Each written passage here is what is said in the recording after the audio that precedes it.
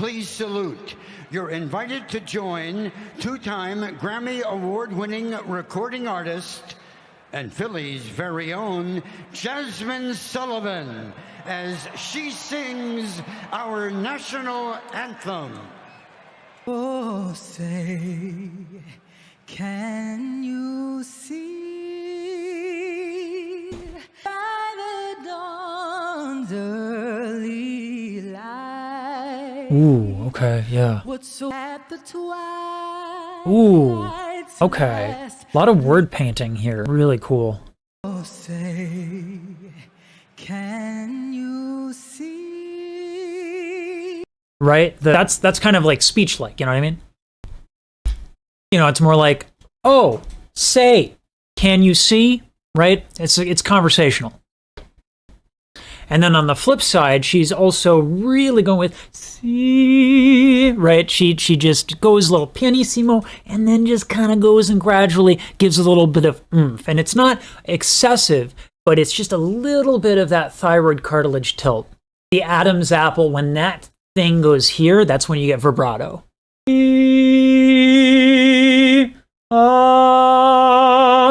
what I'm saying?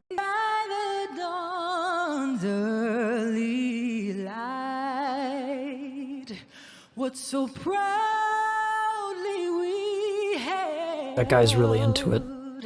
at the twilight's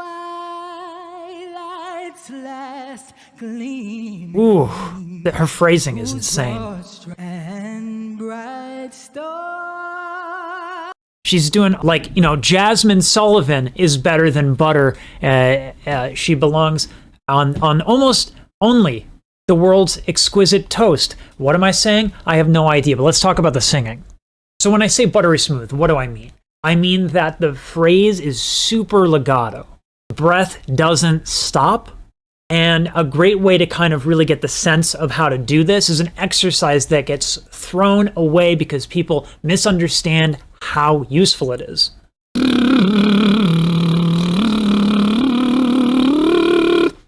The idea here is that you don't want the intensity of the lips to change radically, right? It can't be like, right? None of that. And so what Jazmine is doing is she's given that real smooth legato line with incredibly consistent breath, and then she just stops a little bit. And that's when she creates the opportunity to do something very different. And it's very, very intelligent. It's very contrast heavy, which is always a good decision.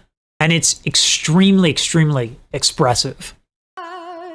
Through the perilous fight, o'er the ramparts we watched. Oof.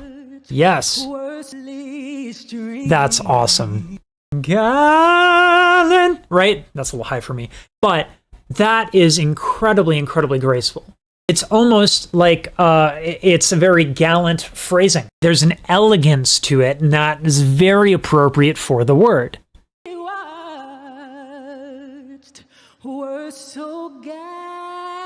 Right? Elegant.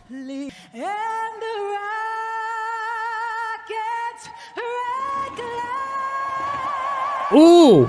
Oh my goodness, that is so many people when they do that line, they go immediately for this big, that's I can speak right now, but they go for this big belt. It's supposed to be the show-stopping moment, right? But this, what she's doing here, this has nothing to do with ego. It's incredibly, incredibly musical. She floats on the way up and then crescendos. It's really cool. Streaming and the rockets right? It's super, super elegant. So this is the part she is using to get that belty flavor. But here's the thing. There is a range of motion here. This isn't a muscle that, or a cartilage or a motion that goes on and off, right? There's gradation. There is a continuum, if you will. And Jazmine is using a little belt, right? Just a little bit of that cricoid. Then she goes up. Then she does a patty. And the patty is you do the high note with both the cricoid cartilage and the thyroid cartilage, and it gets real big sounding. The confidence that it takes to do this is it's amazing. And I'm so glad that we have a musician doing this instead of the usual, like, look at me, I'm important.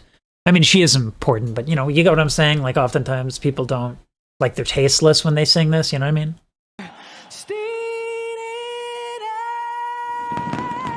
Ooh. Ooh. Okay. Okay. She's doing this jaw thing that's become really popular. As you do the run, after you hit a note, or rather at the beginning of the note, your jaw moves just a little bit. And that does give some of the notes more emphasis than others. So if I go,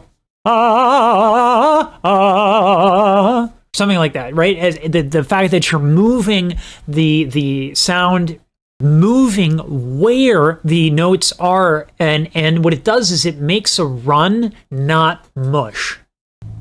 It's a very, very great way of adding distinctive phrasing to each part of the run.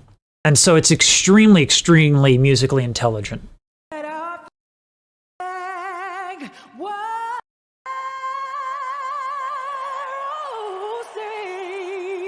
Does that star-spangled banner? Oh, oh my God. It's like she makes it sound so easy, but it is not easy to do that. One thing that's definitely worth mentioning is that little bit of rasp that she adds. It's so subtle, but it completely does beautiful things to her tone.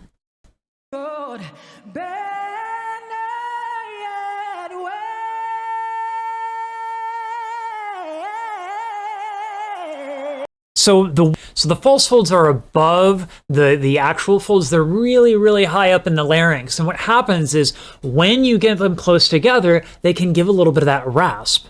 And also, just to clarify, because whenever I say rasp and it's an R&B singer, or, you know, specifically for Jazmine Sullivan, people really, really want to say that, you know, rasp is this and not that. And I'm not saying that's wrong. I just want to qualify the specific tone quality that I'm talking about.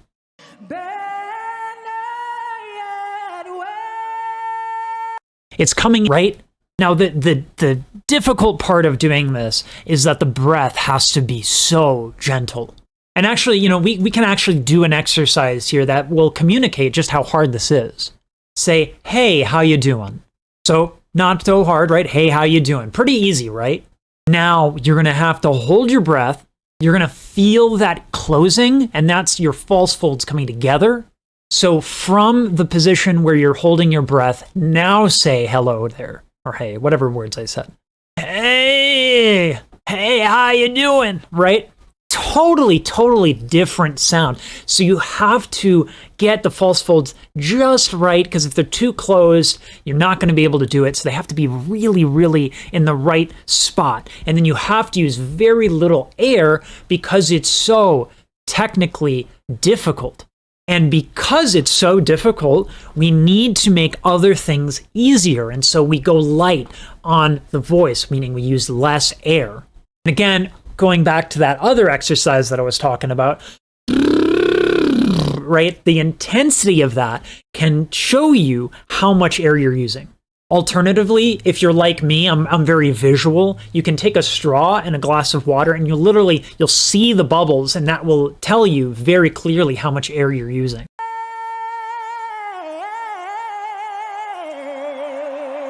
So good.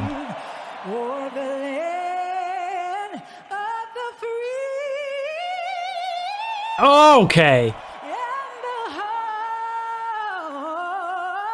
Oh, to know that there is someone so good out there that I just don't matter. I imagine if my ego were still involved in singing, I would imagine I'd just be like here, just sitting all bitter. Okay, let me show you how this works, but please manage your expectations. I am not, I don't know if you noticed, I'm not Jazmine Sullivan. And the rocket's red glare. That kind of, that little frying at the end, that little rasp, that's what she's getting. but she has way better breath control than I do. So it's not as strident sounding, and the tone quality is still very rich. The more air that you use, the harder it is to keep that larynx comfortably low. The more air you use, it creeps up, starts creeping up on you.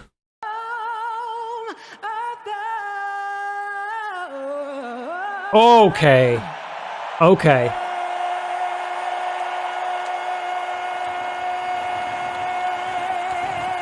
Honoring America, Jazmine. I mean, it does. Now, she did this thing right here where she actually uses a lot of twang.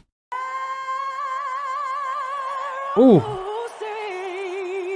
Does that star spangled banner yet wave? That's totally not the spot where there's twang, but I wanted to hear it again anyway. Okay, if you don't know any better, you might confuse this as it being overly nasal, but it's not.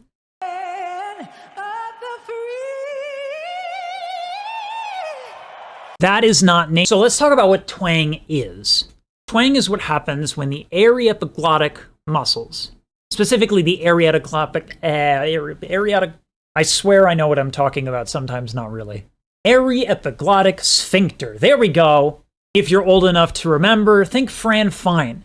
Oh, Mr. Sheffield, kind of like that real harsh sound, although, that was me squeezing the false folds as well. So let me show you how I usually access twang, which is something that you do in opera all the time. And the difference is going to be really, really clear. This one's going to be without twang. That kind of sounds good on the microphone, and a lot of people do that when they sing opera. But if you're going to project over the orchestra, you need to have that twang. That's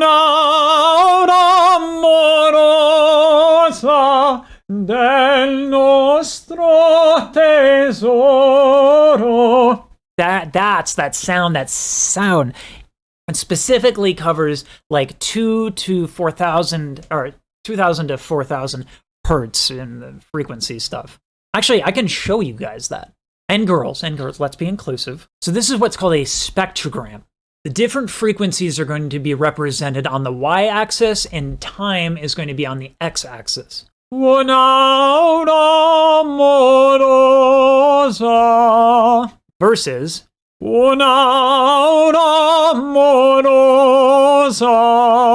right? It's not so dramatic, but you can definitely see a difference. Now, to see the difference and just to double check that you're not just pouring nasality into a sound, you're going to want to just pinch your nose on and off. Because your nose, it's got a switch, I think. Oh, sound doesn't change. So that's how you know it's the aryepiglottic sphincter. That said, if you're bougie like me, and a spectrogram works wonders. So let's go from plain normal to a little bit more and more and more, okay?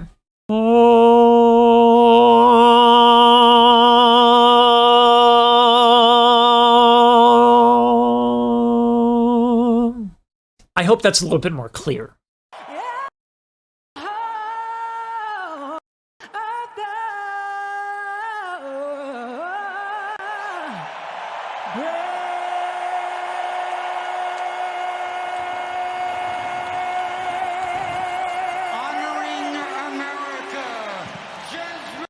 Oh, God.